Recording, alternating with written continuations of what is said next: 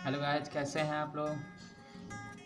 आज 31 है और कल से हमारा नया साल प्रारंभ हो जाता है। नए साल का हमें स्वागत भी करना है और पुराने साल को हमें विदाई भी देनी है।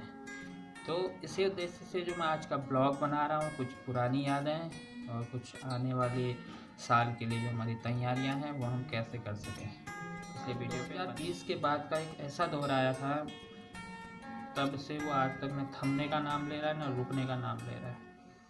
इसका नाम था कोरोना वायरस।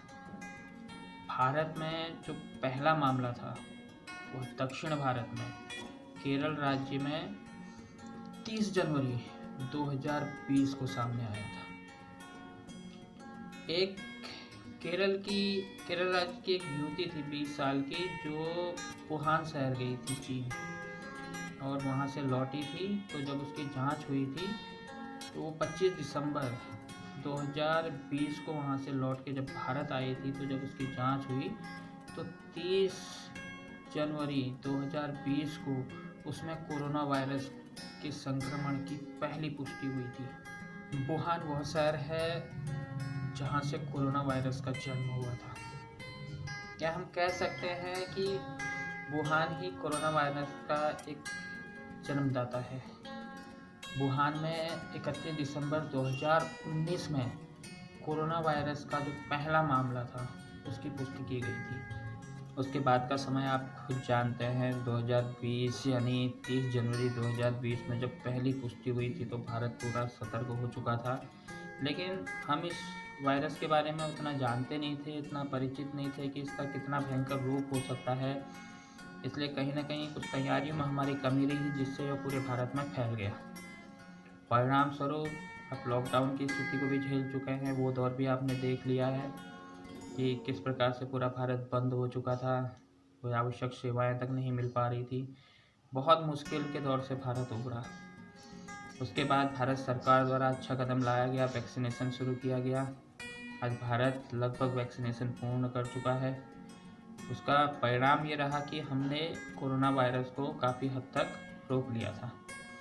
लेकिन ये वायरस ऐसा था जो जाने का नाम नहीं ले रहा था। इसने अपना एक दूसरा रूप प्रारंभ कर दिया। डेल्टा रूप था। अप्रैल 2021 के बाद भारत में कोरोना वायरस की एक दूसरी लहर आ गई, जिसे डेल्टा वेरिएंट के रूप में हम जानते हैं, जिसमें काफ़ी लोगों की, लाखों लोगों की जानें गई। लोग आर्थिक रूप से बहुत कमज़ोर हो गए, हमारी अर्थव्यवस्था को भी बहुत ज़्यादा क्षति पहुंची। लेकिन ये 2021 का दौर जो था ये यहीं तक सीमित नहीं था। जैसे ही लगा कि हाँ, हम डेल्टा वेरिएंट को भी कंट्रोल कर चुके हैं, हम कुछ हद तक उससे भी निजात पा चुके हैं, डेल्टा वेरिएंट ने हमें संभलने का मौका नहीं दिया। लाखों लोगों की जानें चली गई। एक ये चित्र दिया गया है, ये आप देख सकते हैं दिल्ली में। ये जो चित्र आप देख रहे हो स्क्रीन पे, ये दिल्ली में एक शमशान घाट पर इस प्रकार से जो चिताएं हैं जलती हुई ली गई थी। आप इस तस्वीर से अनुमान लगा सकते हैं कि क्या स्थिति रही होगी भारत में उस समय। इन तस्वीरों से ही रूह कांप जाती है अगर देखें, हम समझें इस चीज़ को। तो हम इन सब चीज़ों से उभरे नहीं थे, तभी 2021 जाते जाते एक ऐसी घटना घटित करके गया जिससे पूरे देश को एक महान क्षति। भारत के पहले चीफ ऑफ डिफेंस स्टाफ समेत आर्मी के शीर्ष अधिकारियों को लेकर आ रहा एक हेलीकॉप्टर बुधवार 8 दिसंबर 2021 को तमिलनाडु के पास दुर्घटनाग्रस्त हो गया, जिसमें हमने सभी अपने शीर्ष अधिकारी समेत अपने जनरल को खो दिया। अब हमारे सामने 2021 एक नई समस्या खड़ा कर गया है। हमें इस समस्या से भी पूर्णतया निजात पाना है। वह समस्या है कोरोना वायरस का ही तीसरा रूप, जिसे अभी हम ओमिक्रॉन वेरिएंट के रूप में जानते हैं। यह एक भयानक रूप लेके आया है। उससे बचाव करना बेहद ज़रूरी है। अगर इस महामारी को फैलने दिया तो तो 2020-2021 की यादें छोड़िए, 2022 का नज़ारा अलग होगा। हम कल्पना भी नहीं कर सकते देश की स्थिति क्या हो जाएगी। इसलिए अभी से सरकार द्वारा जो राज्यों में अभी नाइट कर्फ्यू लागू किया गया है, लोगों को जागरूक भी किया जा रहा है। तो गाइस, जो ये ओमिक्रॉन वेरिएंट है, इसे तीसरी लहर या तीसरी महामारी की लहर के रूप में हम आज देख रहे हैं। आज 31 दिसंबर है। कई जगहों पर पार्टियों का आयोजन किया जाता है, 31st मनाया जाता है। इन्हीं चीज़ों को ध्यान में रख के मैं आज ये ब्लॉग बना रहा हूँ। अगर जो भी इस वीडियो को देखे, इस ब्लॉग को देखे, कृपया छोटा सा काम करना। इस प्रकार से जो बड़ी बड़ी पार्टियों का आयोजन करते हैं, भीड़ भाड़ वाले क्षेत्रों में जाते हैं, कृपया उनसे बचना।